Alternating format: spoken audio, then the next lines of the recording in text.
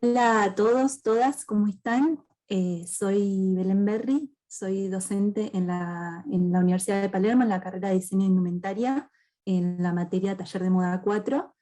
Y bueno, hoy en el marco de actividades que armó la universidad, creamos un taller teórico práctico, donde ustedes también van a participar, y el tema que elegimos desarrollar es cómo el arte influye en el diseño. Así que bueno, vamos a dar comienzo a la presentación, les voy a contar un poco cómo va a ser la dinámica del taller para que ustedes lo sepan, mientras veo que se siguen conectando ahí, así arrancamos. La idea del taller es, en primer parte, hacer todo un recorrido teórico sobre diferentes movimientos artísticos, sobre diferentes obras o artistas particulares, e ir haciendo una relación y un paralelismo con diferentes diseñadores de indumentaria, con campañas de diferentes marcas y hasta con marcas. También con exposiciones que por ahí muchos diseñadores han hecho en algunos museos. Entonces la idea del teórico es empezar a relacionar cómo el arte de ciertos movimientos, de ciertos artistas u obras, se relaciona, fue influyente o fue referente para la creación de piezas de indumentaria. Y una vez que terminemos este recorrido teórico, la idea es hacer una parte práctica donde ustedes van a participar. Yo les voy a presentar 3 artistas, vamos a ver características puntuales de esos 3 artistas, y van a crear ustedes un conjunto de indumentaria o un accesorio o ambas cosas, teniendo en cuenta las características que ustedes hayan elegido de esos artistas que vimos. Entonces vamos a dar como un espacio de 20 minutos más o menos, donde ustedes con los materiales que tengan en casa, que pueden ser bueno, el soporte, o sea, el papel como soporte, o pueden utilizar marcadores, fibras, lápices, o sea, lo que haya. Si alguien quiere trabajar de manera digital, por supuesto que también está permitido, lo puede hacer.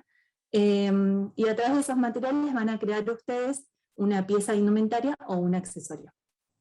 Entonces, bueno, dado el comienzo, digamos, de la introducción de lo que va a ser el taller, si quieren ya arrancamos con la presentación, así no sacamos más tiempo. Si en algún momento no se me escucha, bueno, Fer por ahí me va a ir diciendo, pero última me anotan en el chat, como para yo saber que por ahí estoy hablando y nadie me está escuchando. A ver.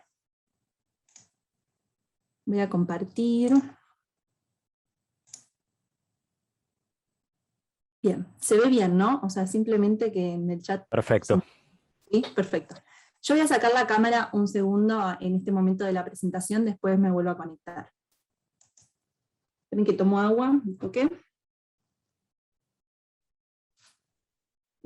Muy bien. Bueno.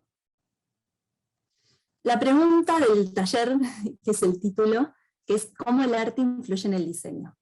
Los diferentes lenguajes visuales, artísticos y sus ideologías son influentes en la creación de temporadas, piezas y accesorios de indumentaria. La información que transmiten pueden ser mensajes específicos o sentimientos expresivos. El arte como fuente de inspiración.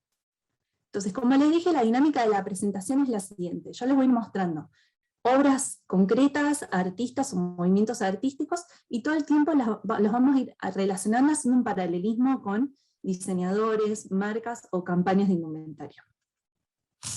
En este caso nos encontramos con una pintura que se llama El retrato de Giovanni Arnolfini y su esposa. Es una pintura del estilo gótico. El estilo gótico es un movimiento que surge más o menos en el siglo XIII, comienza a aparecer algo de la perspectiva. Nosotros en esta pintura, si la observan, se van a poder fijar en la cuestión del espejo que está en el fondo, que da como un punto de fuga, lo mismo con las direccionalidades de la ventana, el cortinado que desembocan en ese espejo. Es un movimiento en donde empieza a haber un realismo y una representación de lo natural, pero tampoco es tan perfecta. Fíjense estos 2 personajes que tienen, las figuras son muy alargadas, que sus pieles son muy pálidas, son posturas muy como teatrales, porque son como muy estáticas y quietas. En el estilo gótico, comienza a haber como una importancia al estudio de la luz. Entonces, fíjense cómo entra esa luz por la ventana, comienzan a utilizarse objetos que puedan dar luz por sí mismos. Entonces, se utilizaban materiales en la representación que fueran brillantes, como en la lámpara, donde están esos brillos a los costados, o mismo el espejo. En general, en el estilo gótico lo que se representan son temas profanos con aspectos místicos y religiosos. Si nos vamos a la derecha, nos encontramos con la campaña de Gucci, Gucci Hallucination, que es una campaña que se hizo en el 2018. Fue muy interesante porque Gucci acá lo que hace es contrata a Ignasi Monreal, que es un ilustrador catalán, y empiezan a representar la campaña, la ropa que pertenecía a esa campaña, a través de ilustración, a través de pinturas. Ignasi Monreal lo que hace es toma pinturas conocidas en la historia, las rompe, entre comillas, y empieza a estructurarlos incluyéndoles la indumentaria de Gucci. Entonces, fíjense cómo toma la postura de la pareja, utiliza ese recurso de tomarse las manos, de las figuras como alargadas, de las pieles pálidas. Después hay algo de perspectiva en ese fondo, hay una luz entrante que aparece por la izquierda, las sombras que están a la derecha. Lo mismo sucede en esta pintura. La pintura que está a la izquierda se llama Ofelia. Ofelia es un personaje de Hamlet de Shakespeare, y es representada por John Millais en este estilo que es el romanticismo. El romanticismo surge más o menos en el siglo XVIII-XIX, a diferencia del estilo gótico, también, o sea, hay una representación de la realidad, pero a diferencia del estilo gótico es mucho más detallista, mucho más minucioso, es mucho más real. Se tiene en cuenta mucho la cuestión de los gestos, de los movimientos corporales. Acá Ofelia está muerta, está ahogada en el río, pero fíjense esta cuestión de la estética, ¿no? Que podríamos decir que Ofelia también podría estar adormecida, no muerta. Pero fíjense el detalle de la imagen, de las flores, del vestido metido en el agua, y cómo Ignacio Monreal toma la misma postura de Ofelia, ¿no? Utiliza esta postura de las manos, cambia algo en su rostro porque le hace la boca cerrada y los ojos cerrados, pero también da esa sensación de no saber si el personaje está dormido o está muerto. Y después lo que tiene que ver con la escena, también, ¿no? Como que representa esta cuestión del agua, pero utilizando otro tipo de plantas, como los nenúfares, pero también existe esa cuestión del dramatismo, ¿no? Ahí atrás, con esas luces en el vestido y esas sombras en el paisaje. También hay que entender que en el romanticismo hay una conciencia del yo que antes no había, el yo como ser autónomo, y donde realmente se tiene en cuenta la creatividad y no la imitación. Bien, siguiendo con la misma línea, nos encontramos con el Renacimiento. Seguramente muchos de ustedes conocen este movimiento, el Renacimiento, que surge en el siglo XVI, más o menos, por algunos artistas que son muy conocidos, como Miguel Ángel, Leonardo da Vinci o Rafael. El Renacimiento lo que trae en esa etapa es una nueva concepción del hombre. Piensen que veníamos de la Edad Media, en donde se pensaba como Dios, como centro del universo, y acá en el Renacimiento tiene que ver con el renacer, en donde se coloca al hombre en un nuevo lugar. Hay una observación de la naturaleza, hay una ubicación del hombre en el centro, hay una representación de la perspectiva, que ya la empezamos a ver en el estilo gótico, pero hay un estudio más en lo que tiene que ver con los ejes, con la estructura. Si ustedes miran la pintura de Rafael, van a ver que utiliza este tronco como centro de la escena, como eje, como equilibrio sobre todo. Y después hay una perspectiva de paisaje, el paisaje se observa como en capas, que nos va mostrando el más allá. La campana de Schiaparelli. Schiaparelli es una marca italiana que en el 2020-2019 hizo esta campaña, y fíjense cómo hay ciertos elementos del Renacimiento que se replican en esta campaña, en esta fotografía.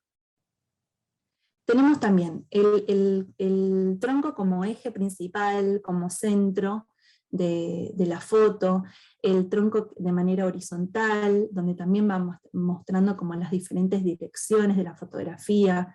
Tenemos la perspectiva, tenemos un fondo, y algo importante también que va apareciendo en el Renacimiento es la postura de 3/4 perfil.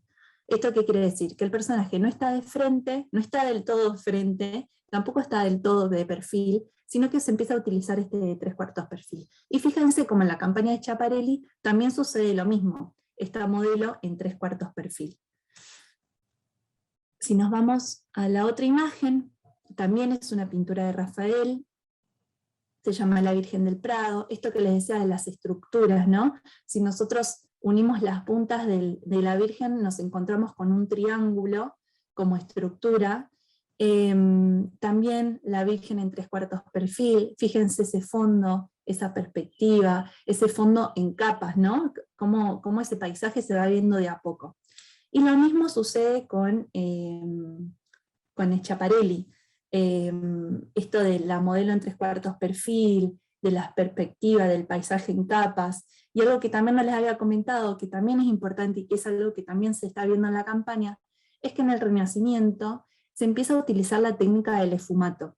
El esfumato es una técnica que nos hace hacer un pasaje no contrastante entre el claro y el oscuro, ¿no? Entre los claros y los oscuros. Fíjense como en Schiaparelli hay algo de eso también, ¿no? Como hay zonas que son oscuras por las sombras y demás, y después lentamente nos vamos apareciendo en las luces, ¿no? En el tronco o en el pasto. Bien, seguimos con los movimientos artísticos, y de repente nos encontramos con el estilo barroco. El barroco surge más o menos en el siglo XVII y XVIII. Es un estilo que se caracteriza por dramatizar las escenas. Entonces, una de sus características es los fondos oscuros, con luces en algunos lugares puntuales. Hay como esos contrastes, digamos, de luz y de sombra. Es un estilo que es sumamente extravagante, que valora mucho el detalle, el ornamento, que está el ojo muy puesto en lo que es la indumentaria, en la ropa, es sumamente minucioso y detallista. En este caso nos estamos encontrando con una pintura de Diego Velázquez, seguramente la conocen, es muy conocida.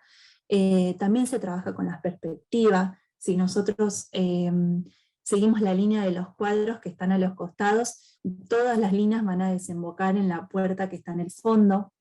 La persona que está pintando el cuadro es Diego Velázquez, se está autorretratando, y en realidad esta pintura tiene que ver con el retrato de la infanta Margarita de Austria, que es la niña que está en el centro. Y de repente nos encontramos con la campaña de Moschino. Moschino es una marca italiana, y fíjense cómo empieza a repetir ciertos patrones. La cuestión de los vestidos, que sean voluminosos, que tengan como esa estructura de metal para generar ese volumen a su alrededor, es algo que en el estilo gótico, o en el estilo, perdón, barroco también se utilizaba. Era un recurso para que se pudiera ver la tela en su totalidad. Y fíjate cómo Moschino toma, digamos, ese recurso, genera ese volumen en el vestido, ¿sí? En la parte inferior. La tela se ven con sus pliegues, con sus flecos. La parte de arriba del vestido es sumamente ajustada y ceñida, al igual que en el cuadro de las meninas. Y después se utiliza estos detalles del pelo, de los rulos, estos detalles de los moños, ¿no? del tocado. Y después hay una cuestión de fondo, donde Moschino toma un fondo neutro, que es un gris, que podríamos decir que es también una cuestión de drama, de generar como esa sombra, al igual que en el barroco. Bien, siguiendo con el estilo barroco, nos encontramos con esta obra de Abraham Bruegel. Yo no sé si les comenté, el estilo barroco sus temas a representar eran retratos, paisajes y bodegones. Bodegones son naturalezas muertas. En este caso nos estamos encontrando con una mezcla entre bodegón y retrato. Y un poco con las mismas características que recién veníamos hablando. Fíjense cómo en esta pintura existe esta cuestión del ornamento, ¿no? Del detalle. Fíjense las frutas, el detalle que tienen las frutas, la sandía, los higos, las uvas con esas luces y sombras. Después hay una sombra muy importante que está a la izquierda arriba, y después la figura de la mujer es la que está iluminada. Fíjense esas telas, los pliegues, el estudio que hay entre las sombras y las luces de esas arrugas, y cómo la luz se centra en el pecho de este personaje. Y vamos a hacer una relación a la campaña de Dior, que es la última campaña que sacó, que es realmente hermosa. Dior es una marca que decidió tomar directamente, digamos, las pinturas del barroco y representarlas en estas escenas. Fíjense también este recurso de la luz y de la sombra en lugares específicos, del estudio de las telas, ¿no? De esta cuestión del juego de las luces y las sombras en los pliegues de estas telas. Cómo utiliza ese claro oscuro, cómo hace que las figuras, estas modelos, sean parte también, como fluyan directamente con estas telas también, ¿no? Como si fueran parte, digamos, o sea, son parte de la escena, pero si estuvieran como metidas, digamos, directamente, ¿no? Como si fuera un cuadro. Y importante también el uso de las frutas sobre la mesa. Fíjense que hay cosas, parámetros que se empiezan a repetir. Acá hago una comparación con Caravaggio. Caravaggio también pertenece al estilo barroco. Perdón, me distraje que vi que había un comentario, tenía miedo de que no se me escuchara. Ahí va. Caravaggio también es del estilo barroco. En este caso nos encontramos con una pintura que se llama El Baco, es una pintura sumamente conocida. Y si la vemos en detalle, fíjense, las hojas de parra en la cabeza, fíjense esta postura de apoyo, ¿no? De las manos apoyadas, como todo su cuerpo caído para un lado. Después, bueno, también el recurso de las frutas, fíjense el estudio que hay en la copa, los reflejos en este vidrio, lo mismo en la botella, en el reflejo de esta copa de vino. Y también cómo está ese mismo estudio en la tela, en los pliegues, en esos claros, en esos oscuros, cómo nos deja ver parte del cuerpo de este Dios joven que es como bien fornido, y también este detalle, ¿no? De los cachetes ya colorados por el vino. Cuando nos vamos a la campaña de Dior, esta marca francesa, también hay algo de eso. Fíjense la postura de la modelo sobre la mesa, al igual que en el Baco. Fíjense también los claros y oscuros. Esta cuestión de la tela que hasta parece pintada en estos claros y oscuros. También el recurso de la fruta. Y por último tenemos esta pintura de Caravaggio que se llama La vocación de San Mateo, también una pintura muy conocida, donde acá lo más llamativo es la luz que entra por la ventana, y cómo el personaje que está más cerca de la ventana sigue esa dirección de la luz con su mano. Y como el resto de los personajes, algunos están contando monedas, otros lo están escuchando, como medio cada una haciendo la suya. La campaña de Dior es interesante ver también cómo esa luz que entra, ¿no? Por un costado como forma de reflejo, cómo la modelo marca también la direccionalidad con su cuerpo, yendo para el mismo lado que va la luz, y cómo el resto de los personajes la están mirando, o parece como que simplemente están en la escena. Es una campaña realmente muy, muy linda como para verla, así que los invito a que la chusmeen. Y ahora empezamos con algunos movimientos de vanguardia del siglo XX. Esperen que tome un poco de agua y sigo. Bien. Acá nos encontramos con Mondrian. Mondrian es un artista holandés que es parte del arte abstracto del siglo XX. El arte abstracto es una expresión artística que en realidad prescinde, o sea, no necesita de la figuración y propone una nueva mirada hacia la realidad. Lo que hace el arte abstracto puntualmente es hacer foco en los aspectos formales del lenguaje visual. Cuando nos referimos a los aspectos formales, estamos hablando de lo que es la forma, el color y la línea.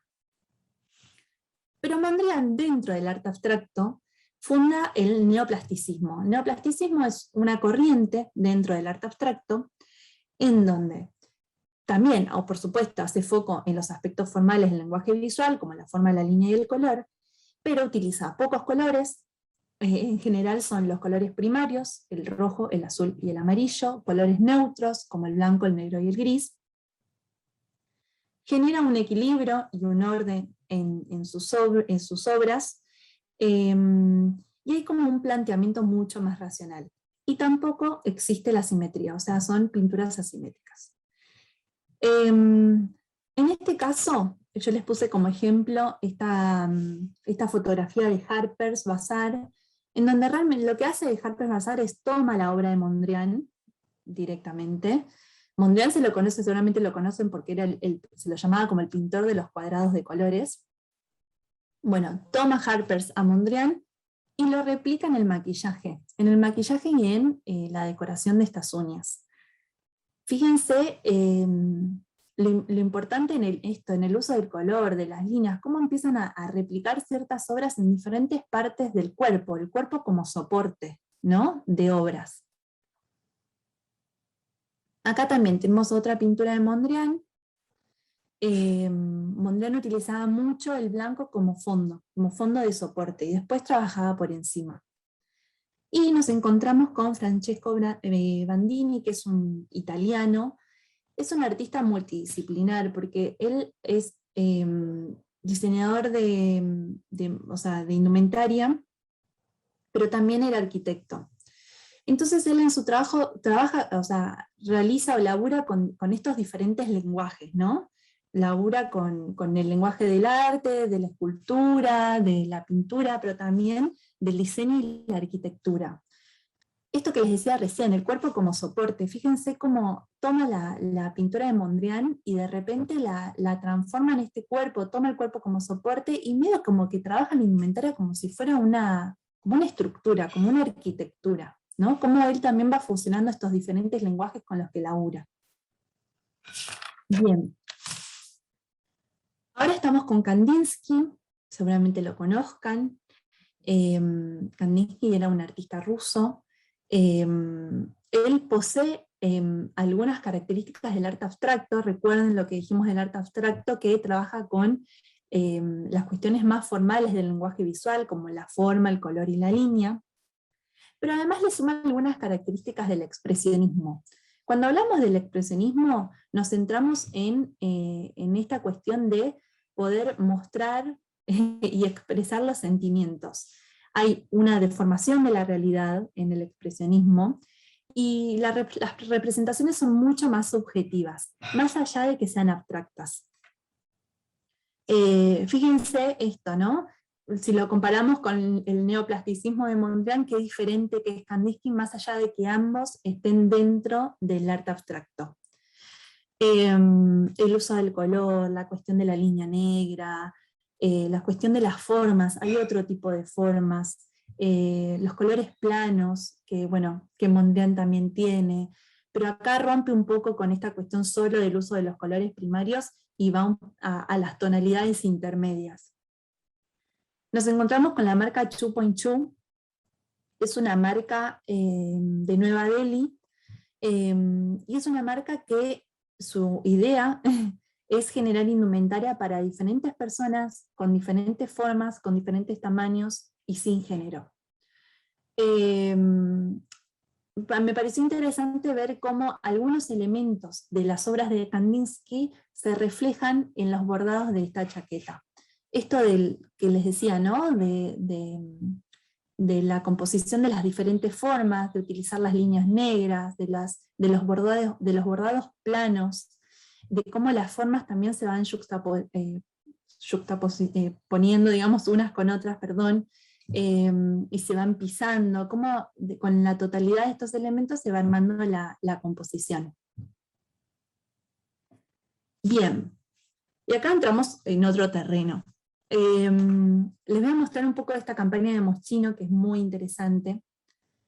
En el 2020 Moschino lo que hace es, toma a Picasso como artista, y le hace un homenaje a través de esta campaña y a través de la formación de estas piezas de indumentaria. Hace una campaña que es enorme, que es también, al igual que la de Dior, como muy interesante para chusmear. En este caso, en la fotografía de Moschino, nos encontramos con la figura del arlequín. El arlequín era un personaje que se súper representaba en esa época. Cuando vamos a la pintura de Picasso, Picasso saben que es un artista español que pasa por diferentes etapas de creación en su vida. Seguramente lo conozcan por su etapa más cubista, pero es un artista que fue también como multidisciplinar, o sea, hizo realmente de todo. Su primera etapa, la primera etapa de Picasso, fue una etapa mucho más clásica, en donde había una representación de la figura humana como en escenas cotidianas. En este caso le está representando a Paulo, vestido de arlequín. Paulo era un nene de 3 años. Fíjense el traje, ¿no?, de este niño, con los rombos de colores, los volados en el cuello, en las mangas, y cómo Moschino toma esos elementos del arlequín y los replica en la indumentaria. También los rombos de colores, la cuestión del instrumento, los volados en el cuello, en las mangas. Y si bien yo sé que Moschino tomó a Picasso para hacer esta campaña, no quería dejar de mostrarle 2 artistas más para mostrarles que también el arlequín fue, digamos, una figura importante dentro de este movimiento. En primer caso, bueno, les muestro la de Marc Chagall. Marc Chagall es un artista francés, ruso-francés era, y era fauvista. Fauvista quiere decir fieras. ¿Y por qué se lo llamaba así? Por el uso del color. Los fauvistas utilizaban el color como medio de expresión de las emociones y de los sentimientos. Y de alguna manera rechazaban los colores como naturales, ¿no?, como los tonos naturistas, digamos, por los que conocemos simplemente por ver, sino que buscaban que los colores funcionaran de manera autónoma e independiente, y muchas veces generaban como contrastes violentos, digamos, entre un color y el otro. Entonces, por eso van a ver que en esta figura, por ejemplo, Marc Chagall decide hacer la piel de este arlequín de color verde. En eso me refiero cuando buscaban esta autonomía del color sin basarse en la paleta de tonos naturistas, ¿no? Y después tenemos a Emilio Pettoruti, que es un artista argentino. Emilio Pettoruti comparte con Picasso la etapa cubista. Seguramente escucharon hablar del cubismo. El cubismo es también pertenece a las vanguardias del siglo XX, y es un movimiento que geometriza las cosas, geometriza la imagen. Hay una sintaxis, como si fuera un resumen de la imagen, ¿no? Y se destaca a través de esa sintaxis de la imagen, se destaca lo más importante a través de la fragmentación, de esa geometrización. También lo que presenta el cubismo, y que fue lo más revolucionario, es la perspectiva múltiple. O sea, no existe la profundidad y todas las perspectivas están en el mismo plano. Por eso en una misma imagen podemos ver un objeto, un personaje, un animal, de frente, de perfil, de espalda, todo en un solo plano. Bueno, fíjense cómo Pettoruti representa esta figura del arlequín, al igual que lo hace Picasso, porque bueno, era una figura conocida en la época y que en general todos la pintaban. No quería, si bien el centro está puesto en Picasso y en esta campaña de Moschino, no quería dejar de mostrarles cómo otros artistas también hacían la representación de este personaje. Ahora sí, vamos directamente con Moschino. Como les dije, Moschino lo que hace en el 2020 es toma a Picasso como artista para homenajear, y lo que hace es trasladar las obras a piezas de indumentaria. Pablo Picasso hace La Paloma de la Paz, es un símbolo de la paz mundial que se le pide en un Congreso de la Paz en 1949, después de la Segunda Guerra Mundial. Le encargan que genere una imagen para ese congreso y él hace la llamada Paloma de la Paz a través de la técnica de litografía, que es una técnica de grabado que se hace en piedra. Después es tan icónica esta paloma que él la representa a través de diferentes técnicas como el dibujo o la pintura. Y también es tan icónica que Moschino decide tomar esta paloma y representarla a través de sus piezas de indumentaria, ¿no?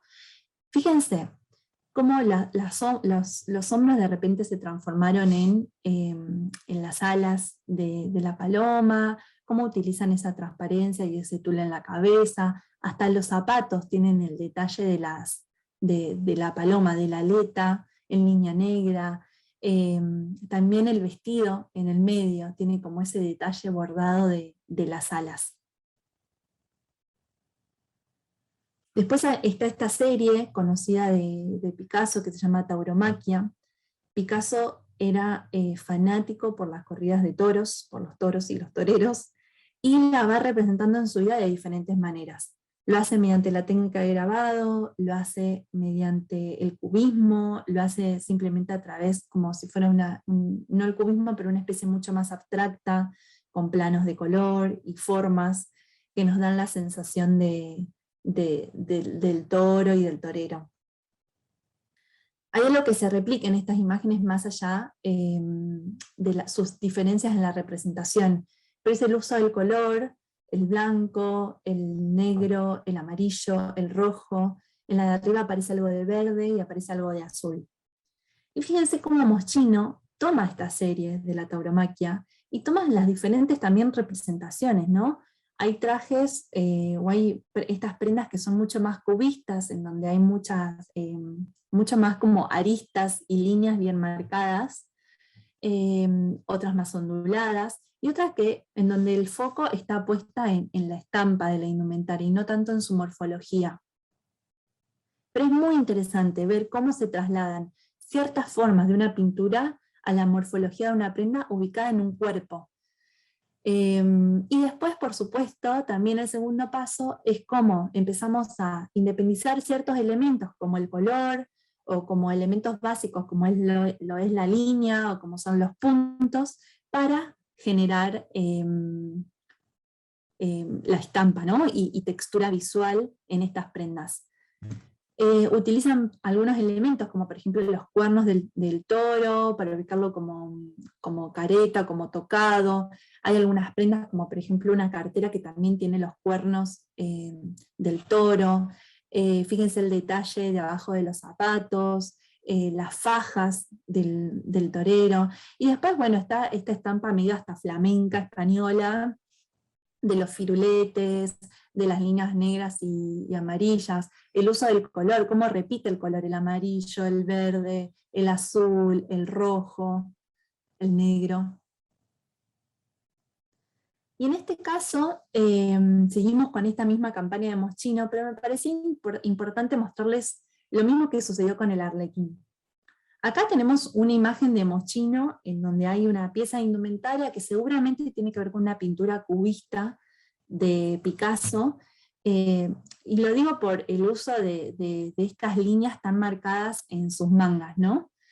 También esto de la pintura como medio flamenca que les decía recién, de las líneas azules, del amarillo, del verde, generando como esta paleta de color. Y en este caso decidí, en vez de mostrarles una pintura de Picasso que sea similar a la imagen de Moschino, decidí hacerlo en comparación a dos artistas que pienso yo que también podrían haber sido influenciados o influyentes o referentes en esta campaña, o por lo menos en esta imagen. En primer caso nos referimos a Matisse. Matisse es un artista francés, fue fauvista. Recuerden lo que les conté de Marc Chagall, que el fauvismo hacía foco, digamos, en el uso del color, donde rechaza la paleta de tonos naturistas, sino que creen en el color como medio autónomo. Bueno, Matisse pertenece a este grupo también. Fíjense cómo va usando también los elementos de las líneas azules, del verde, hace foco en el amarillo con esas frutas. Y después nos encontramos con Betty Woodman. Betty Woodman es una artista estadounidense que ella trabajaba mucho con la cerámica y también hacía pintura. Entonces lo que hacía era fusionar la cerámica con la pintura. Generaba espacios como si fueran instalaciones en donde había una interacción de estos jarrones con un estilo de Matisse y de Picasso, pero también con una influencia de los jarrones africanos, y creaba como esta especie de instalaciones en donde todo se fusionaba. Esto que les decía, me pareció importante y mostrarles cómo Moschino también se podría haber, podía haber tomado como referencia también estas dos obras, ¿no? Hay como elementos que están en común, el uso del color, las líneas que son orgánicas, esto de hacer foco en algunos colores o en algunos centros como en el amarillo. Y lo mismo sucede en esta obra. También esta fotografía de Moschino pertenece más como a la serie de tauromaquia de Picasso, pero fíjense cómo también estas líneas por ahí más, algunas onduladas, algunas más rectas, pero después sobre todo lo que es el uso del color, del verde, del rojo, del amarillo, del negro, y esto como estampa, también podría haber sido Matisse o Betty Woodman quienes hayan sido como referentes de Moschino. Les muestro una obra de Matisse de su última etapa, que era cuando él estaba muy enfermo y empieza a trabajar con el collage. Él decía que pintaba con tijeras cuando hacía collage, y les muestro también un nuevo jarrón de Betty Woodman, en donde fíjense que entre los dos también están muy hilados, donde también los dos utilizan la misma paleta de color y las mismas formas, más allá de que por ahí Matisse sea mucho más figurativo. Pero como, lo mismo, repito, como ambos podrían haber sido también inspiraciones para Moschino en su campaña. Nosotros sabemos que Moschino toma a Picasso, lo sabemos porque así crearon esta campaña, pero también estos dos artistas podrían haber sido referentes. Bien, seguimos con los movimientos artísticos y nos vamos al surrealismo. El surrealismo es un movimiento artístico que trasciende lo real. Y en algún punto lo que hace el surrealismo va en busca de aquello que es imaginario e irreal. Su modo de trabajo, su dinámica de trabajo muchas veces tiene que ver con los sueños, ¿no? Con poder entender los sueños, y trabajan con ellos, y eso es porque les importa mucho el inconsciente. Bueno, Freud en el medio de todo esto también. Entonces acá nos encontramos con dos artistas. Elsa Schiaparelli. ¿Creen que voy a tomar agua un toque? ¿Sigo? Bien. Tenemos a Elsa Schiaparelli, que es una diseñadora italiana, que, bueno, nace en Italia, se va a Estados Unidos, después decide quedarse en París.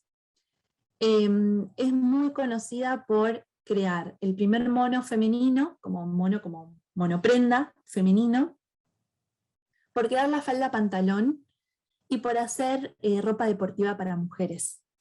Ella termina siendo como una de las competencias directas de Coco Chanel.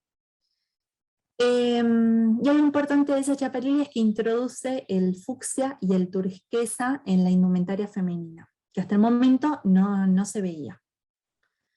Cuando está en París, conoce a Dalí. Dalí es un gran referente del movimiento surrealista. Y es español. Y empiezan a trabajar en conjunto, bajo esta mirada surrealista. Muchas veces la dinámica era que Dalí hacía alguna obra o sacaba alguna fotografía, y después esa obra o esa fotografía se trasladaba a las prendas de Elsa Schiaparelli. Juntos hacen parte de la colección Circo de Elsa y hacen este vestido esqueleto. Fíjense la concepción de este vestido de esqueleto, ¿no? Que se muestra a través del vestido el esqueleto de la persona. Es un vestido negro que se pega al cuerpo, que sigue la silueta, que muestra las costillas, la columna vertebral, los ejes de la cadera, los ejes de las piernas. Fíjense qué interesante. Hay otro vestido, si no me equivoco, que se llama La Langosta, que también surge de un teléfono que había hecho Dalí, que tenía como, en vez del teléfono tenía una langosta, y crean ese vestido también, que también es muy gracioso. También tenemos el sombrero zapato. Dalí le saca una foto a su mujer, a Gala, poniéndole un zapato en la cabeza, y de ahí surge la colección de sombrero zapato que lleva más adelante después Elsa Schiaparelli. Cómo empieza a transformarse, digamos, el uso de un objeto cotidiano, de repente lo movemos de lugar y de contexto, y cómo puede funcionar. Después tenemos a Marcel Berthès, que es un ilustrador y vestuarista francés. Se lo conocía mucho en el Moulin Rouge por sentarse y dibujar a las bailarinas. Y él también ayuda y colabora en esta colección Circo de Elsa Schiaparelli, con sus dibujos, con el movimiento de sus figuras. Fíjense que, bueno, yo les puse como referencia esta chaqueta con los malabaristas como botones, que surgen también de este movimiento de los dibujos que hace Marcel Berthès. Esta imagen se la sumé porque me parecía importante destacar. La marca Schiaparelli, que bueno, por supuesto que hasta hoy en día funciona, como una marca, esta es del año pasado, o sea, del verano pasado, del 2021, como de alguna manera la marca muchas veces vuelve al origen o a cosas que fueron referencias, digamos, ¿no? Icónicas también para la marca. En este caso, esto que les decía, que Elsa Schiaparelli fue una de las primeras diseñadoras que introdujo el fucsia y el turquesa en la vestimenta femenina. Bueno, cómo la marca funciona con este monio fucsia en la modelo. Y después, cómo el vestido de esqueleto que hizo junto con Dalí también fue disparador para nuevas creaciones, ¿no? Entonces fíjense cómo en esta indumentaria también se marcan partes del cuerpo, los abdominales, no sé, el busto, y cómo eso también se traduce a la cartera, al busto, y también en los zapatos, donde están marcados los dedos. Me parecía interesante mostrar cómo aquella creación de la colección Circo que habían hecho con Dalí, también hasta hoy en día hay elementos que siguen siendo tan icónicos de la marca, ¿no? Bien. Seguimos con el surrealismo y de repente nos encontramos con Frida Kahlo, artista mexicana, que seguramente la conozcan. Frida, bueno, por sus accidentes, estuvo mucho tiempo tirada, entonces ella hacía bastantes autorretratos y también dibujaba mucho sus sueños, algo que es muy referente en el movimiento surrealista. Hay un programa que creo que fue Next in Fashion, que en el final, esta diseñadora Min Shu Kim muestra su colección final y toma la figura de Frida como referente como inspiración, digamos, para hacer toda su campaña, para hacer su colección. Y toma obras también, pero también toma elementos, como por ejemplo la cuestión de los bordados, la cuestión de los volados, de los encajes, del movimiento de las telas, del color de esas telas, que Frida Kahlo también iba mostrando en sus obras. Y acá fíjense cómo eligió esta obra que se llama Autorretrato conmigo en mi pensamiento, y cómo Min Shu Kim realmente traslada eso mismo a este vestido de novia. Min Shu Kim es una diseñadora bueno, coreana que nada, también es muy interesante lo que hace. La última campaña que está haciendo tiene que ver con la construcción de la indumentaria con el recurso del origami. El origami, saben que es la técnica del doblado del papel, y ella hace lo mismo, pero lo traslada a las prendas y a la tela. Muy, muy interesante para chusmear. Bien. Esperen que tomo agüita. Bien. Nos encontramos con Sonia Delanau, es una artista ucraniana, y ella también pertenece al arte abstracto. Volviendo atrás, recordemos que el arte abstracto utiliza las cuestiones más formales del lenguaje visual, como lo que es el color, la forma y la línea, Fíjense, ella utiliza formas geométricas, bueno, el círculo en este caso, alguna línea, colores sumamente planos, no existe la sombra, no existe el claroscuro, como por ahí habíamos visto en otras obras. Es una artista multidisciplinar, porque ella era pintora, pero también era diseñadora de indumentaria y también era diseñadora de interiores. Entonces iba abarcando diferentes áreas dentro del arte. Y lo que ella intentaba era llevar el arte como a todos esos diferentes ambientes. Después les voy a mostrar algo de indumentaria que ella hace, pero lo importante es que ella decía que no quería seguir los caprichos de la moda, sino que quería generar prendas que sean atemporales. Junya Watanabe es un diseñador japonés que en esta campaña del 2015 toma directamente a Sonia. La toma y fíjense cómo traslada las formas y algunos elementos como estampa. La pollera como estampa, digamos, de esas formas, de colores planos, de algunos círculos que aparecen ahí como puntos, pero también va un poco más allá y se juega la tridimensión, en donde empieza a surgir alguna dimensión en los hombros con estos medios círculos, lo mismo sucede en la cabeza, pero como también el maquillaje es parte. Fíjense que tiene un ojo que es negro, que simula ser uno de los puntos que aparece acá, esta parte, en la pintura de Sonia, ¿no? Esto del recurso del punto negro, el amarillo, y después Junya utiliza el blanco como transparencia. Bien. Lo mismo sucede acá, ¿no? El uso del color, de llevar a otra dimensión la bidimensionalidad, de utilizar otros materiales, porque utiliza mucho plástico también, de repetir, por ahí Sonia en este caso hizo los cuadrados blancos y negros, y Junya utiliza las líneas blancas y negras, pero como hay un lenguaje que es muy similar, como si la obra se hubiera implantado a través de otra dimensión en el cuerpo de esta modelo. Y acá les quería mostrar.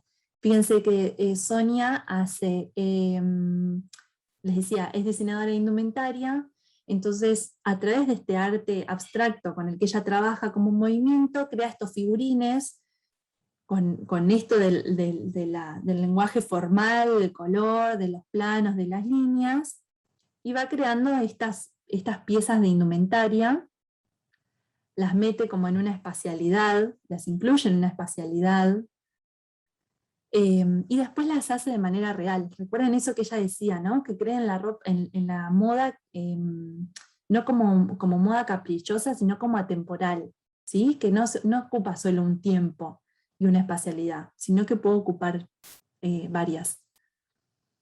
Bien, ahora vamos al arte concreto. El arte concreto está dentro del arte abstracto. ¿Se acuerdan que yo les había dicho de Mondrian, que Mondrian dentro del arte abstracto crea la corriente del neoplasticismo? Bueno, el arte concreto es exactamente lo mismo.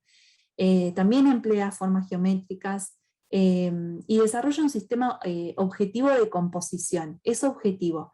Las líneas y los colores son concretos por sí mismos, los colores son planos, y por supuesto que hay una liberación con la realidad, ¿no? Digamos, hay una lejanía a la realidad. Y de repente nos encontramos con Regina Pio, que es una diseñadora coreana. Esta es una exposición que ella hizo para el museo, basándose, por supuesto, en características del arte abstracto, y en estas corrientes internas que yo les voy nombrando, como el arte concreto o como el neoplasticismo. Hay como, no existe, digamos, un límite entre lo que es el arte y la moda ponible. Ella lo que hace es como fusionar estas dos ideas, entonces crea indumentaria que sea ponible, pero que también sea arte, que también sea escultórica. Fíjense esta idea de las formas, ¿no? Realmente como si fueran esculturas estas prendas. Los colores planos, utiliza diferentes soportes, digamos, materiales, entonces tenemos brillos que son a causa del metal, después utiliza diferentes géneros, lo mismo sucede acá, utiliza acrílicos que generan esa transparencia. Yo acá les hice una relación con esta obra de Max Bill, que también pertenece al arte concreto. Pero fíjense la paleta de color de Max Bill, cómo también se ve reflejada en algunas de las prendas de Regina Pío. También es muy interesante para que lo puedan ver. Bien. Acá nos encontramos con Oskar Schlemmer, es un artista alemán que tenía gran influencia del cubismo. Él crea sus obras dentro de lo que es el arte constructivista, o sea, si bien es cubista, está dentro del cubismo con una corriente que se llama constructivista, y el arte constructivista le da importancia a las espacialidades, ¿sí? Su lema o su frase de cabecera era el ser humano en el espacio.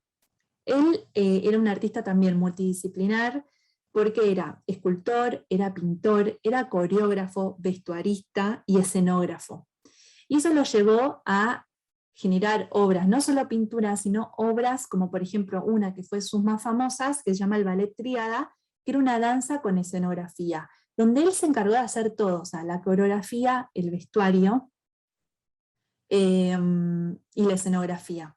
Lo pueden buscar porque también está muy bueno.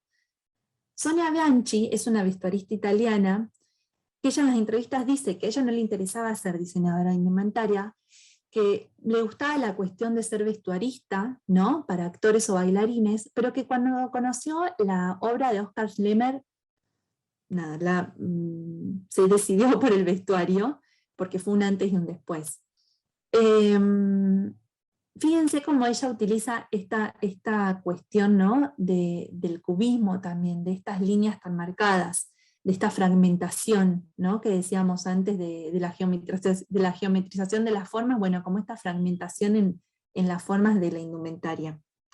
Ella dice que le interesaba influir con las formas, con las siluetas y con el movimiento que esté haciendo el bailarín o el actor en el momento, ¿no? Empieza a utilizar el movimiento también como un recurso plástico, ¿sí?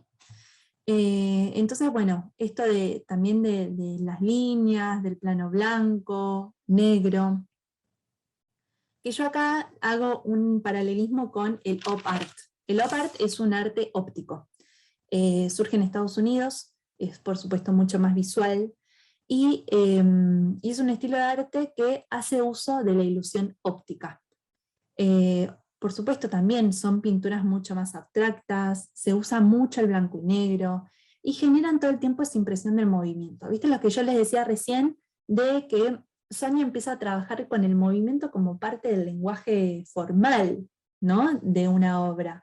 Y acá realmente en el op art sucede eso, o sea, se toma el movimiento como parte de la obra. Nosotros como espectadores, si ustedes miran la obra, por más tiempo van a ver que las figuras se empiezan a ensanchar, algunas se empiezan a deformar.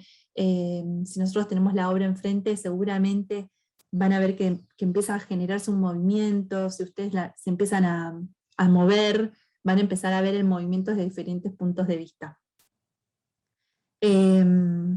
Bueno, por supuesto, como decía recién, se trabaja con figuras geométricas, que son muy simples, pero que se van repitiendo en el espacio y en la obra con diferentes direcciones. Fíjense cómo el vestuario de Sonia Bianchi también podría ser parte, o también se podría haber guiado, influenciado, o tomado como inspiración obras del op art, ¿no?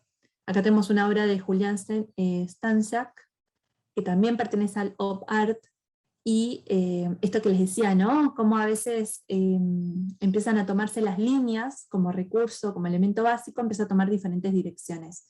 Y eso sucede también en el vestido de Haider Ackermann, que es un diseñador francés, cómo utiliza la figura y la forma de la silueta de la modelo para ir rompiendo, digamos, o ir siguiendo, digamos, en realidad más que rompiendo, la silueta con estas líneas negras.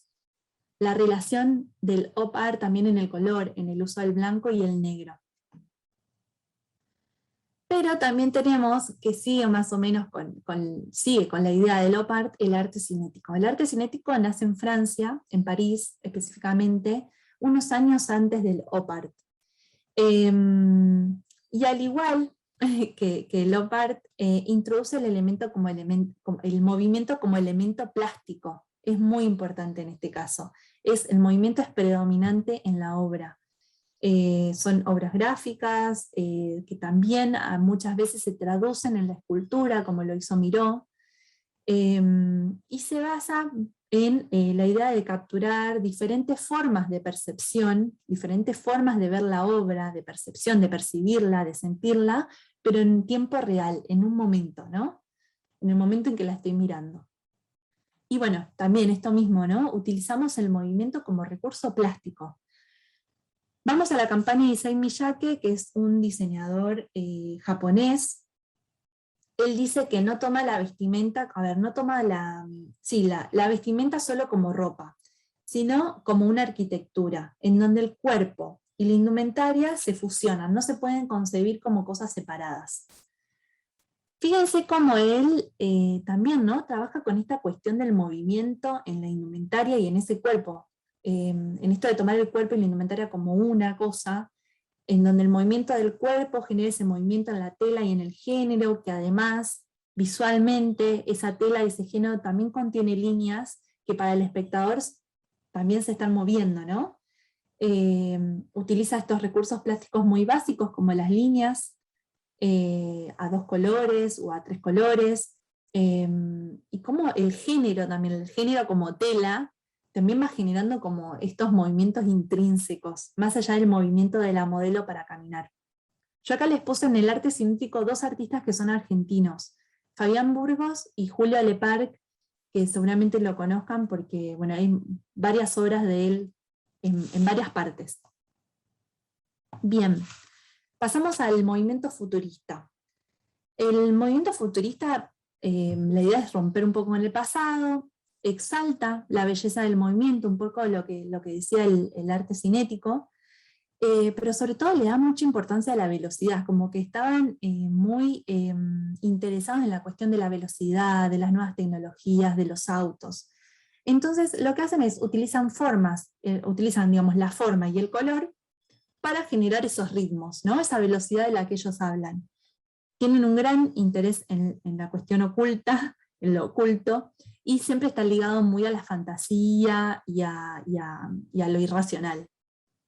Yo acá les estoy poniendo una campaña, una exposición en realidad que hace Roberto Capucci, que es un diseñador italiano, en donde se destaca mucho lo que es el volumen y el color, donde priman los vestidos que son como esculturales, que tienen diferentes direcciones, donde hay aperturas, donde hay pliegues. Fíjense cómo esto mismo que dicen los futuristas, ¿no? Queremos mostrar el ritmo a través de la forma y el color. Y cómo Roberto Capucci hace medio lo mismo, ¿no? Genera un ritmo en esta pieza de indumentaria a través de las formas, de los pliegues, pero también a través del color. Fíjense esas líneas naranjas, cómo van recorriendo todo ese vestido, cómo se van apareciendo y se van escondiendo. Lo mismo aparece acá. Hacemos una comparación con la obra de Luigi Russolo, que también es un artista italiano del futurismo, futurismo, y hacemos una relación con este vestido de Roberto Capucci, que también genera, no solo por el color, sino también por estos pliegues, por esas entrantes y salientes, por el uso del doble color en el dorso y en el frente de la tela. Estos pliegues parece como los pliegues que van apareciendo en esta obra de Luigi, ¿no? Bien. Ahora nos encontramos, esperen que tomo agua.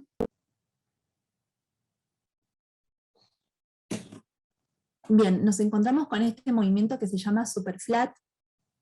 Es un movimiento que surge por el japonés Takashi Murakami. En realidad es un movimiento que está muy influenciado por el anime y por el cómic, y lo que hace el Superflat es como exteriorizar un poco la cultura popular de Japón. Hace una crítica al nivel de consumo de Japón, entonces exterioriza lo popular y lo lleva como a otro nivel, y a otros ámbitos también. Deja de ser elitista, bueno, y sigue con este movimiento como más popular. Esta obra Flower es una obra que surge en el 2004, pero también es muy icónica en él. Son muy icónicas esta forma de flor, con cara, sonriente, de diferentes colores. La repite en un montón de obras o instalaciones. Mismo él después hace una campaña con una intervención con Louis Vuitton en algunas carteras, la empieza como a explorar y expandir en otros ámbitos también. Pero a la derecha nos encontramos con Emily Cameron, que es una diseñadora, si no me equivoco, es australiana. Ella hizo esta colección que se llama Todo en el Medio en el 2017, y ella dice en la creación de su colección que se basó en el superflat y en el pop art. Explora mucho este uso, ¿no?, de la bidimensión y de la tridimensión, de interactuar, digamos, el cuerpo con ambas, ¿no?, con ambas cosas, del uso de los colores vibrantes como aparece en el superflat, los colores planos, las formas como sumamente definidas. Y hace algo que también me parece muy interesante dentro de la colección, es que la fotografía la coloca en espacios comunes, como en espacios populares, como lo puede ser un supermercado, ¿no? Siguiendo con esta idea que tiene el superflat, que es esto mismo, exteriorizar la cultura popular. Acá les pongo una obra le puse por art, pero es pop art, de Tom Wesselmann, en donde trabaja un poco, también tiene como esta misma idea del superflat. También se hace como una crítica al consumo, donde se inspira también en la vida cotidiana, digamos, de las personas, en estos bienes de consumo de la época. Es un arte popular, no es un arte elitista. Se toman elementos en el pop art, seguramente lo conocen por Andy Warhol, donde se toman elementos o personajes que son populares y se los saca del contexto y se los resalta en otro espacio, en otro ámbito. Es un arte también muy vulgar, muy kitsch. Bueno, y van resaltando como rasgos como muy concretos. Y en esta campaña de Cameron también sucede esto mismo, ¿no? Como fíjense los planos de color, las formas, la cuestión de la tridimensión también en esas flores que van apareciendo dentro de la indumentaria, que también es muy interesante. Bien, siguiendo con esta línea del pop art, nos encontramos con Roy Lichtenstein, que él hacía también mucho cómic, ¿no? Estaba como muy metido en ese tipo de imagen. Y me pareció también importante, siguiendo esta línea conceptual, ¿no?, que tiene el superflat y el pop art en esto de la crítica al consumo, de exteriorizar lo popular, Ji-Won Choi crea este proyecto. En realidad es un proyecto porque ella estaba como en una convocatoria o en un concurso que se llama Excesivo, y este proyecto surge, ella empieza como a analizar los armarios, los placares de sus amigos, y se da cuenta que todos tenían muchísima ropa que no usaban. Entonces su proyecto tiene que ver con crear indumentaria que tenga múltiples funciones. Digamos, que vos a una prenda la puedas utilizar para diferentes ocasiones. Y también es una manera para ella, ¿no?, de crear, de generar como una crítica al consumo excesivo y al descarte que genera también la sociedad, ¿no?, en el uso de moda muchas veces. Y acá hice una comparación, no solo por la cuestión esta conceptual o fundamental que tiene tanto el pop art de Superflat con la creación de Ji-Won Choi, sino también porque como también a nivel estético, Roy Lichtenstein con su obra de cómic, esas líneas negras, esos planos de color, puede haber sido también muy referente en este proyecto de Ji-Won Choi. Bien. Acá nos encontramos con la obra de Sailor Jane, es una artista estadounidense. Ella trabaja mucho con el vínculo en el color, la matemática y el tiempo. Hace algo que hacían los impresionistas. Los impresionistas lo que hacían era trabajar una obra en diferentes momentos del día, con las diferentes luces que les brindaba el día. Y ella hace algo así, pero de manera mucho más abstracta, ¿no? Hace ese estudio entre el pasaje del tiempo, con una cuestión matemática y con el color. Y también tiene algo de esto del arte cinético. Cuando hablamos, ¿se acuerdan del arte cinético del movimiento como el lenguaje ya plástico? Bueno, acá también sucede lo mismo, porque la diferencia, o sea, el juego del color en el tiempo genera un movimiento en la obra. Entonces podríamos decir que tiene que ver algo del arte cinético también. En relación les puse esta marca que se llama Dusen Dusen, que es una marca yankee, que no solo hace indumentarias, también hace objetos para el hogar, como toallas, acolchados, creo que hace almohadones. Y es importante, me parece interesante cómo muestran los objetos, porque siempre los muestran como insertos en un espacio en donde todo se relaciona entre sí, que casi que no existe límite. Tal vez el único límite entre un objeto y el otro es el color o la forma, pero después todos están fusionados, ¿no? Todos los objetos y la espacialidad está fusionada. Como tal vez Sailor Jane ha sido también como, no sé, referente, digamos, para esta marca, ¿no? En la cuestión de los colores, de las formas, de la obra. Bien. Acá nos encontramos con una obra de Basquiat. Basquiat era un artista estadounidense con descendencia afroamericana, bueno, era afroamericano. Él era neoexpresionismo. Recuerden lo que hablamos del expresionismo cuando hablamos de Kandinsky, ¿no? Que también se hacía foco en el color, en donde había una lejanía, había una destrucción un poco de la realidad, el color como foco. Y bueno, Basquiat tiene algo de eso, ¿no? Hay un caos, hay formas que son excesivas, que son múltiples, digamos, diferentes tipos de formas. No existe un orden, un poco, o no existe un orden visible para nosotros como espectadores, ¿no? Un poco de lo que pasaba con la obra de Kandinsky. Bethany Williams es una marca que, si bien no toma a Basquiat puntualmente para su indumentaria, me pareció interesante mostrar cómo hay una estética basquiatense, digamos, en esta fotografía. Fíjense la obra que está detrás, el uso también, ¿no? De las líneas, de los colores, de las formas, de romper un poco con la realidad, y de toda la escena de esa fotografía, ¿no? Aparece una maqueta, aparece un banco, aparecen distintas pinturas. Esperen que tomo agua. Mismo la persona que está posando, que también nada, es muy parecido también a la figura de Basquiat. Entonces, bueno, me parece importante eso, ¿no? Muchas veces no hay una relación directa con el artista o con su obra, pero sí el artista puede ser muy influyente o inspirador para crear no solo indumentaria, también espacios fotografiables, ¿no? Pero acá sí nos encontramos con la obra de Melissa Kitty Haram, que ella es ilustradora, y ella sí colabora. Acá empezamos a ver cómo ciertos artistas, cuando los artistas empiezan a colaborar, digamos, directamente con la marca, como lo hizo, por ejemplo, Ignacio Monreal. Pero en este caso, ella, con sus ilustraciones o sus pinturas, después esas pinturas o esas ilustraciones se replican directamente en la indumentaria de ciertas marcas.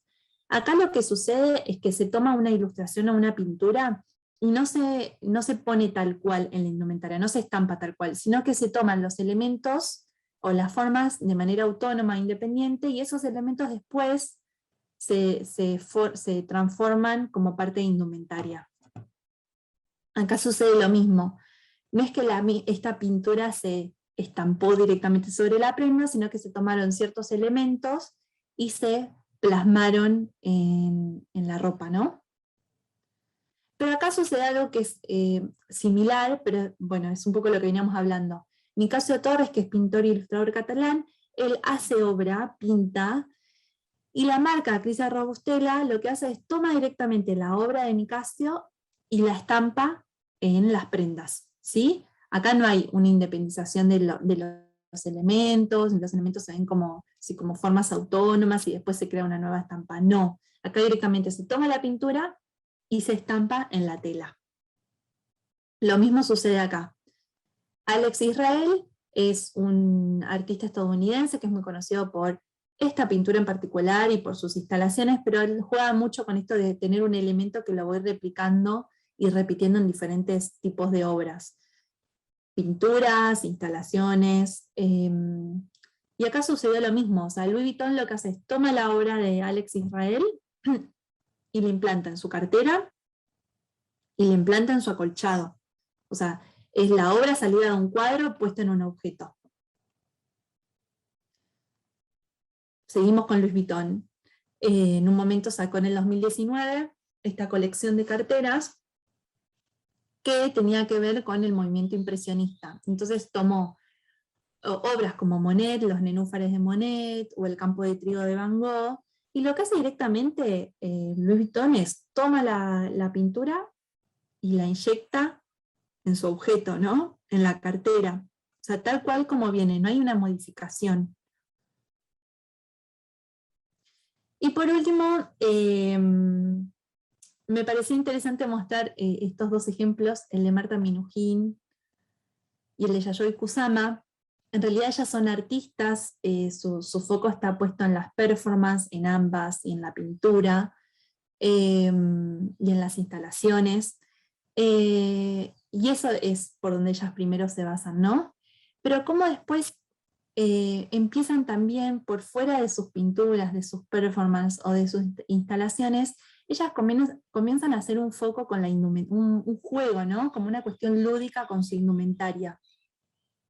Como que ellas mismas fueran parte de esa obra a través de la indumentaria. Yo siempre digo, como si en la imagen de la izquierda yo sacara la cara de Marta Minujín y nada, mismo su ropa ya es parte de esa obra, ¿sí? Y me parece un juego muy interesante. Lo mismo hace Yayoi Kusama, la artista conocida por hacer puntos. Ella crea esos espacios que son como casi que habitables, esas instalaciones, esas performances, las pinturas, y después ella se viste y con las mismas estampas, digamos, que generó en esas pinturas o en esas instalaciones. Me parece como una cuestión hecha a la inversa muy, muy interesante también por parte de estas dos artistas mujeres. Así que bueno, con esto terminamos y mi pregunta hacia ustedes es, ¿y a vos qué es lo que te inspira? ¿Qué te inspira? Bien, esta sería la presentación, la parte teórica de esta clase. No sé si alguien quiere hacer unas consultas, si no lo dejamos para el final y pasamos directamente a lo que sería la consigna de este taller para darles a ustedes unos minutos y puedan ponerse a trabajar. ¿Les parece? Vamos a hacer eso. Bien. Esperen que voy a compartir el archivo con la consigna.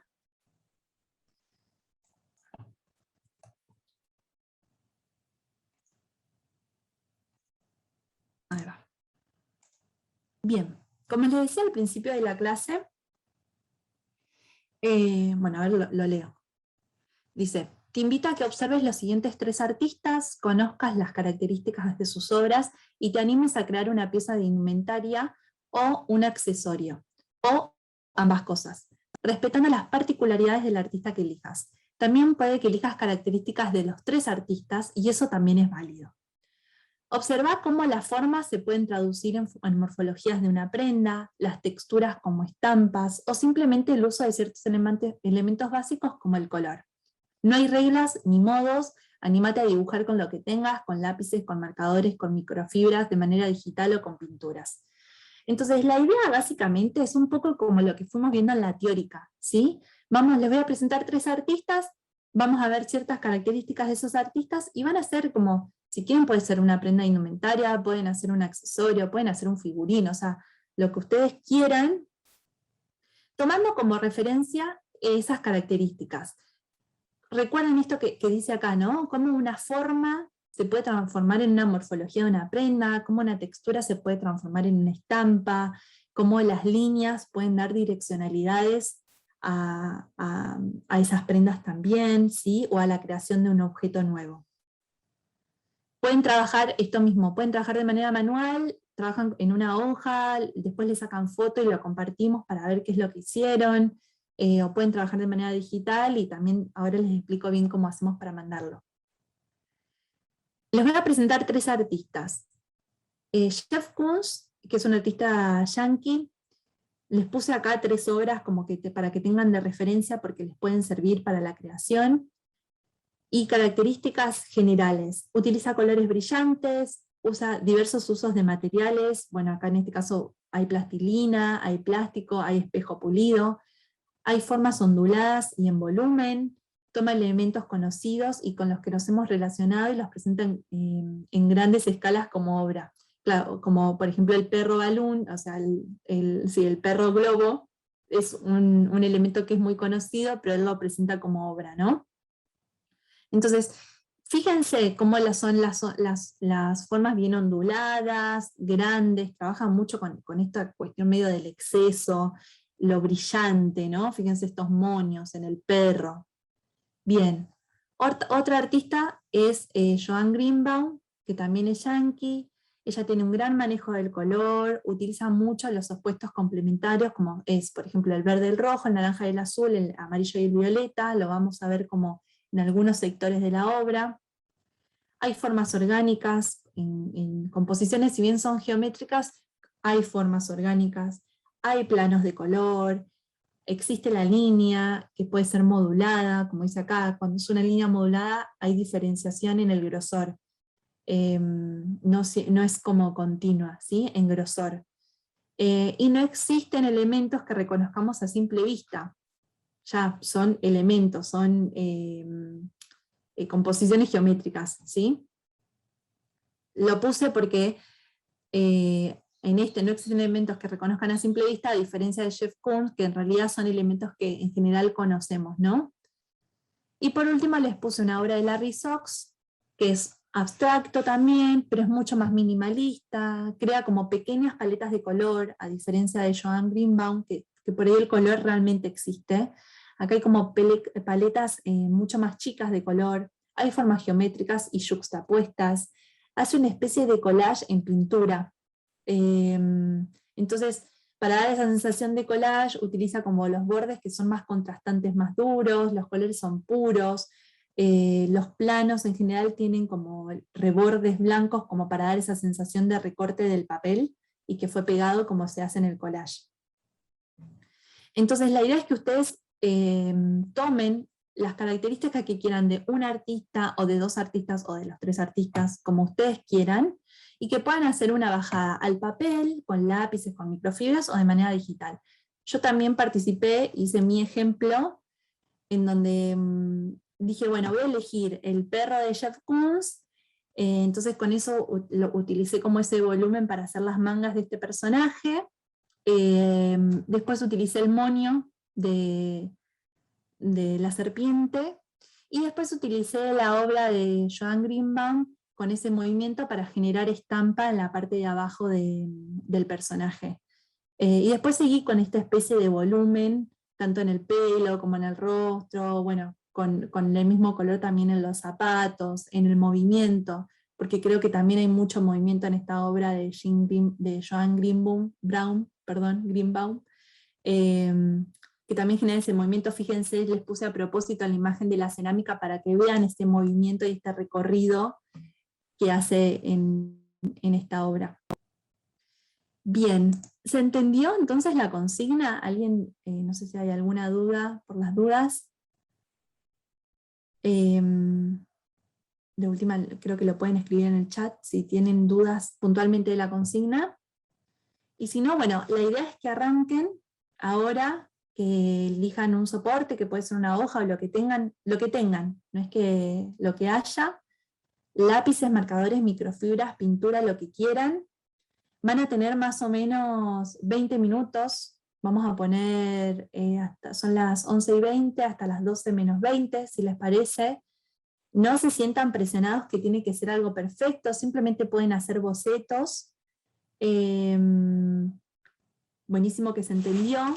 Y lo que vamos a hacer es lo siguiente, lo van a mandar un mail que lo voy a escribir acá, van a sacar una foto, o bueno, depende de cómo lo hagan. Les voy a pasar acá el mail. Es canaldp, no, dcup, canalDCup, @gmail.com. Fer, por las dudas, decime si lo mandé bien. Cuando... Está perfecto, sí. ¿Sí? Ok. Cuando terminen, o más o menos haga la hora, sacan una foto, lo que sea, y lo mandan a este mail, le va a llegar a Fer, y Fer después me lo va a pasar a mí para yo poder compartir. Es importante que cuando le manden el mail a Fernando, pongan en el asunto del mail, pueden poner taller Berry, pueden poner mi nombre para saber qué es este taller, taller Belén Berry, y que al archivo le pongan su nombre para saber qué trabajo nosotros estamos presentando. A ver. Ay, perdón, puede que lo haya... Ahí está, ahí lo vuelvo a copiar, disculpen. Lo había puesto como en otra parte del chat. ¿Ahí se ve? Sí, buenísimo. Joya. Entonces hagan eso, porfa. O sea, cuando lo manden, pongan en el asunto taller Belén Berry, si quieren. Lo escribo acá, si quieren. Asunto. A ver.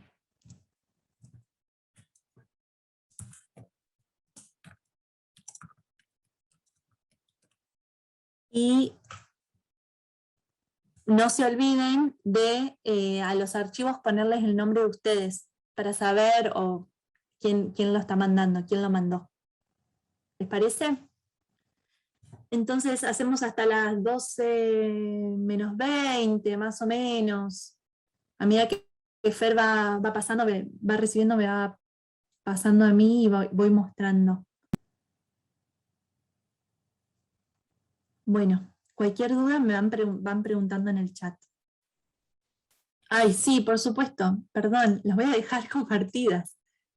Disculpen. A ver. Si quieren yo se las voy pasando así de a poquito o le pueden hacer print de pantalla si quieren a la que les interese. La última me dicen. Tienen esta de Jeff Koons.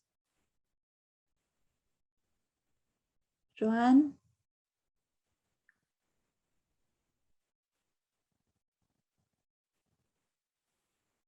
Y Larry Sox.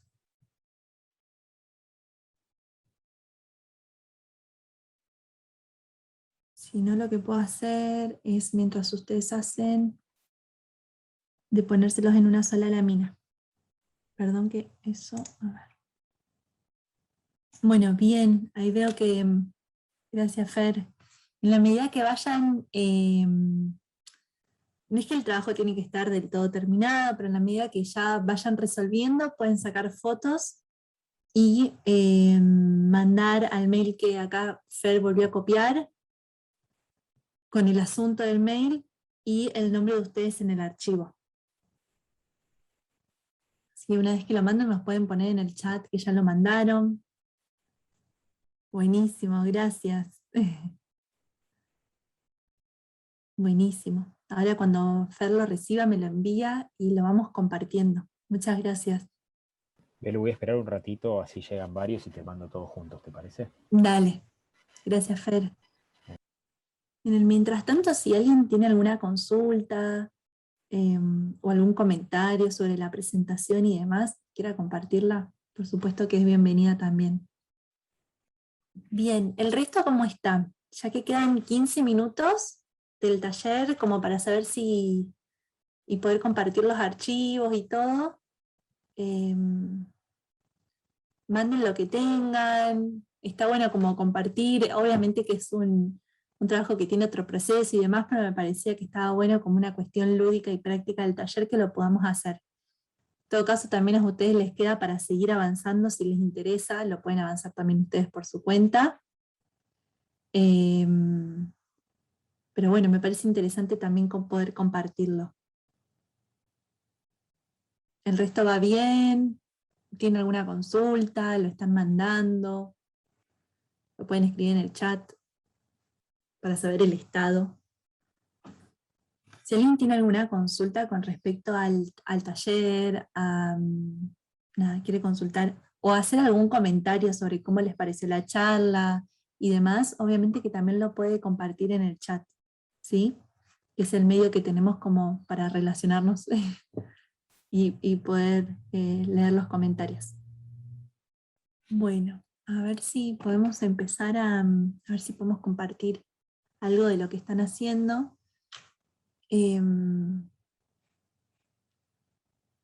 Fer, vos avísame, yo para controlar, viste, de que llegue el mail y tenga todo. Fer, todavía no me llegó, no sé si, a ver, me debería llegar en... Bien, pues un mail que...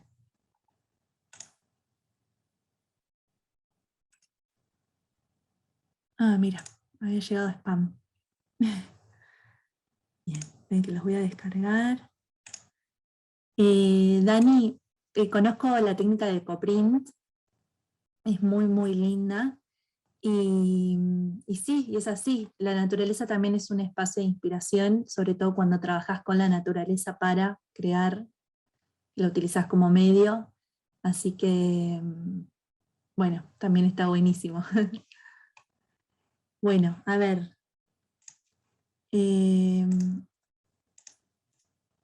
Bueno, re bien. Está buenísimo eso también, como dice Decoraciones, esto de, digamos, de compartir y generar como una clínica entre todos, ahí va, de generar como una clínica y una observación entre todos, que no solo el trabajo sea individual. Está bueno el hecho de compartir, por eso me parecía importante el tomarnos un tiempito para hacer esta actividad y poder compartirla, más allá de que sea una actividad que ustedes pueden seguir, que la pueden seguir desarrollando o no, pero que está bueno saber en qué estamos todos, ¿no? Y que tiene que ver también con este proceso de creación. Voy a compartir acá que... buenísimo, Fer. Voy compartiendo...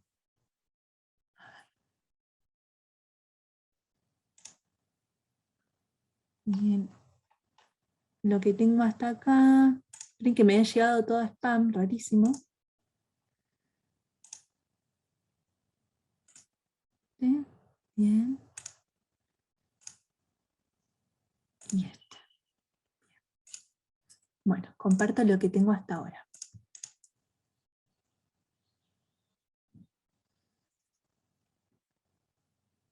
Perfecto.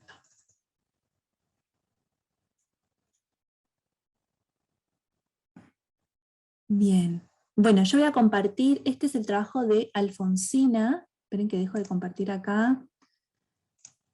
Alfon, si querés, en el chat vos podés poner en qué obra o artista te inspiraste, si querés. Bien. Veo que están los colores de Joan, que también está el uso también del violeta de Jeff Koons. Esta cuestión también plana, ¿no? De la dirección del vestido por ahí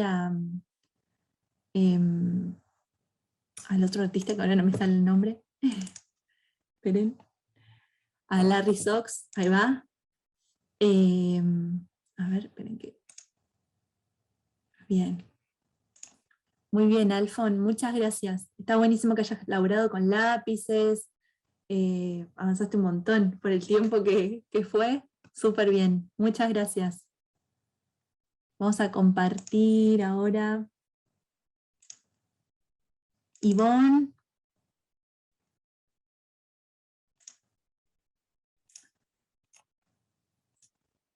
Genial. Bien, Ivonne, también avanzaste un montón. Bueno, no sé si querés contar un poco en el chat, pero veo como algo de esta abstracción de Sox también.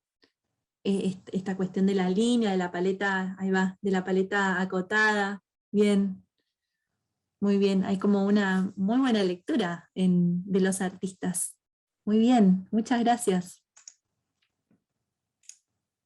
Seguimos. Laura Nievas. A ver.